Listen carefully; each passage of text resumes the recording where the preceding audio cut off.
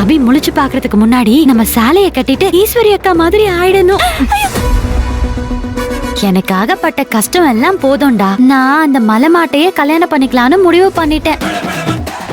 நான் உயிரோட இருக்கிற வரைக்கும் இந்த கல்யாணத்தை நடக்க விட மாட்டேன். ஆனந்த ராகம் நாளை பிற்பகல் 3 மணிக்கு உங்கள் சன் டிவியில்.